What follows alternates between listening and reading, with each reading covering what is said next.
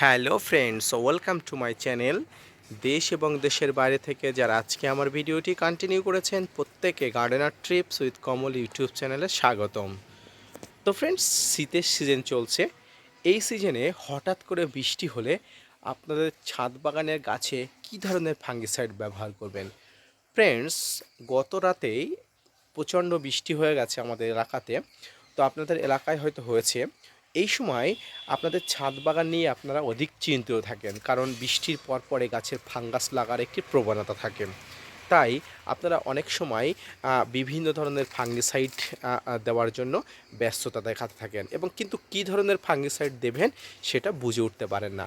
তো আজকের ভিডিও থেকে আপনি জানতে পারবেন যে শীতের সময়, এই সময় হঠাৎ বৃষ্টি এলে আপনার ছাদ বাগানে কোন ফাঙ্গিসাইডটা উপযুক্ত, অর্থাৎ কোন ফাঙ্গিসাইডটা আপনার ছাদ বাগানে কার্যকারী ভূমিকা নেবে এবং তৎক্ষণাৎ আপনার গাছগুলোকে ফাঙ্গাসের আক্রমণ থেকে দূর করবে। সব কিছু নিয়ে আজকের ভিডিওতে খুব পুঙ্খানুপুঙ্খভাবে আলোচনা করা হবে। ভিডিওটি না স্কিপ করে কন্টিনিউ করবেন, তাহলে ছাদ বাগানে ফাঙ্গিসাইডের ব্যবহারের সঠিক নিয়ম এবং সঠিক ফাঙ্গিসাইড ব্যবহারের সম্পূর্ণ ব্যাপার আজকে আমি সম্পূর্ণ আজকের ভিডিওতে বুঝিয়ে বলবো। আপনারা দেখছেন আপনাদের প্রিয় YouTube channel gardener trips with Kamal. তো ফ্রেন্ডস, ছাদ বাগানে হঠাৎ বৃষ্টির কারণে গাছে ফাঙ্গিসাইড দেওয়ার আগে আপনাদের জানা উচিত ফাঙ্গিসাইডকে কয় ভাগে ভাগ করা যায়, কোন ফাঙ্গিসাইড কী কাজ করে। তো আমরা যারা ফাঙ্গিসাইড ব্যবহার করি, এই ফাঙ্গিসাইডকে সাধারণত তিনটি ভাগে ভাগ করা যায়। একটি হচ্ছে সিস্টেমিক ফাঙ্গিসাইড, একটি হচ্ছে ব্রড স্পেকট্রাম ফাঙ্গিসাইড, আরেকটি হচ্ছে কন্টাক্ট ফাঙ্গিসাইড। ফ্রেন্ডস, যেটি সিস্টেমিক ফাঙ্গিসাইড আছে, সেই ফাঙ্গিসাইডের মধ্যে যেটি সর্বাধিক পরিচিত সেটি হচ্ছে সাফ ফাঙ্গিসাইড। দ্বিতীয়ত ব্রড স্পেকট্রাম যে ফাঙ্গিসাইড আছে, এই ফাঙ্গিসাইডের মধ্যে যেটি সবথেকে গুরুত্বপূর্ণ সেটি হচ্ছে অ্যামিস্টার।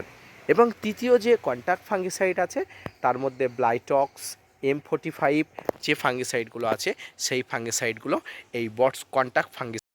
ফ্রেন্ডস, ছাদ বাগানে বৃষ্টি থামার পরপরই আপনারা সঙ্গে সঙ্গে চলে যান গাছের ফাঙ্গিসাইড ব্যবহার করার জন্য।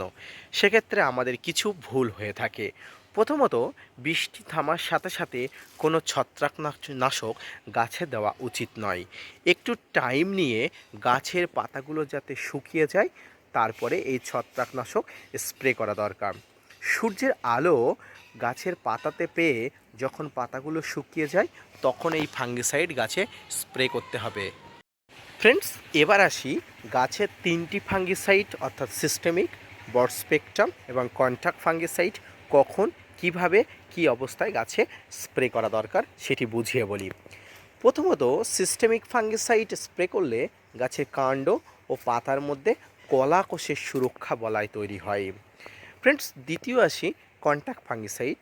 গাছের পচন লাগানো ক্ষেত্রে এই ফাঙ্গিসাইড ব্যবহার করা হয়।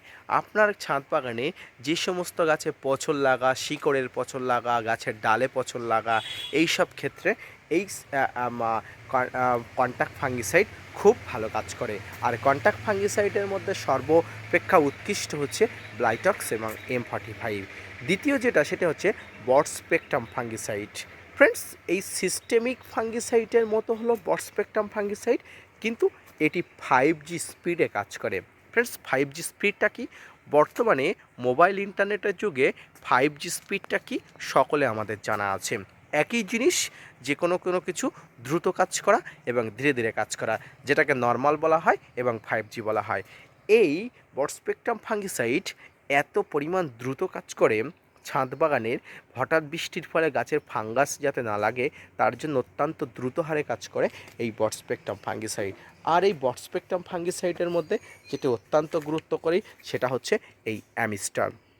ফ্রেন্ড, অত্যন্ত কার্যকরী এবং গুরুত্বপূর্ণ একটি ফাঙ্গিসাইড হচ্ছে অ্যামিস্টার। এটি দেখতে কেমন? এটি দেখতে সম্পূর্ণ দুধের মতো সাদা, এবং এটি অত্যন্ত অল্প মাত্রায় নিয়ে আপনার ছাদ বাগানের প্রত্যেকটি গাছে খুব ভালো করে স্প্রে করে দেওয়া দরকার। তাহলে আপনার গাছে হঠাৎ বৃষ্টির পরে আপনার ছাদ বাগানের প্রত্যেকটি গাছ সুরক্ষিত বলয়ের মধ্যে থাকবে। ফ্রেন্ডস, এরপরে আমি আপনাদের আসি বাজারে একটি কমপ্লেক্স ফাঙ্গিসাইড হলো সাপ। ফুল গাছযুক্ত এমন গাছে অর্থাৎ ফুটন্ত গাছে এটি স্প্রে না করাই ভালো। সেক্ষেত্রে আপনারা গাছের গোড়াতে এই ফাঙ্গিসাইড স্প্রে করতে পারবেন। ছাদ বাগানে আপনার কালেকশানে বোগেনভিলিয়া গাছ থাকলে বৃষ্টির পরে আপনার গাছে যদি প্রচণ্ড হারে ফুল থাকে তাহলে এই ফুলে আপনারা স্প্রে করবেন না। সেক্ষেত্রে গাছের যে কাণ্ড আছে অর্থাৎ গোড়া আছে, গাছের গোড়াতে আপনারা স্প্রে করতে পারবেন। ফ্রেন্ডস, ফুলে স্প্রে করলে কি হবে, ফুলে একটা দাগ হয়ে যাবে, সেক্ষেত্রে আপনার বাগানের সৌন্দর্য নষ্ট হয়ে যেতে পারে। তাই আপনারা এই ফাঙ্গিসাইড অবশ্যই ফুলে স্প্রে করবেন না, সব সময় গাছের যে কাণ্ড আছে গাছের কাণ্ডতে স্প্রে করবেন, অত্যন্ত ভালো মানের কাজ হবে। পাশাপাশি হঠাৎ বৃষ্টি হলে আপনার গাছের মাটিতে শিকড়ের কোনো সমস্যা হলে তার জন্য আপনি এই ফাঙ্গিসাইড ব্যবহার করতে পারেন। সেক্ষেত্রে আপনার মাটির ট্রিটমেন্ট করতে পারেন। এই জন্য আপনি হিউমিক অ্যাসিড, এর সঙ্গে হাইড্রোজেন পারঅক্সাইড এবং এর সঙ্গে আপনারা এই ফাঙ্গিসাইডের মিশ্রণ আপনারা এই গাছের গোড়াতে দিতে পারেন। ফ্রেন্ডস, গাছে ম্যাগনেসিয়াম সালফেট স্প্রে করতে পারেন এবং এক্ষেত্রে গাছ অত্যন্ত দ্রুত হারে আপনারা সুরক্ষা বলয়ের মধ্যে থেকে যাবে। পাশাপাশি আপনার ছাদ বাগানের গাছগুলো কোনোভাবে ফাঙ্গাসের আক্রমণ হবে না। ফ্রেন্ডস, ছাদ বাগানে আজকের যে 3টি ফাঙ্গিসাইড নিয়ে আলোচনা করলাম, অর্থাৎ systemic fungicide, broad spectrum fungicide এবং কন্ট্রাক্ট ফাঙ্গিসাইড, এই ফাঙ্গিসাইড কখন কিভাবে কোন গাছে স্প্রে করতে হবে সেটি নিশ্চয়ই আজকের ভিডিও থেকে আপনারা বুঝতে পারলেন। আজকের ভিডিও থেকে আপনারা অবশ্যই যে তথ্যগুলো পেলেন, অবশ্যই এই পদ্ধতিতে আপনার ছাদ বাগানে ফল ধরা গাছে, ফল গুটি আসা গাছে এবং গাছে ফুল ধরা গাছে কি পদ্ধতিতে কিভাবে স্প্রে করবেন আজকের ভিডিও থেকে অবশ্যই আপনারা বুঝতে পারলেন। তো ভিডিওটি যদি ভালো লেগে থাকে তাহলে অবশ্যই লাইক, কমেন্ট, শেয়ার এবং সাবস্ক্রাইব করবেন। আপনাদের জন্য প্রতিনিয়ত তথ্য নিয়ে ভিডিও বানাই। আপনারা যদি মোটিভেট করেন, ভিডিও বানাতে আগ্রহী হয় এবং নতুন নতুন ভিডিও আনতে উৎসাহী হই। ফিরে আসছি নতুন কোনো ভিডিও থেকে নিয়ে, ততক্ষণ সঙ্গে থাকবেন। আর হ্যাঁ, অবশ্যই gardener trips with Kamal YouTube চ্যানেলকে সাবস্ক্রাইব করতে ভুলবেন না। ধন্যবাদ।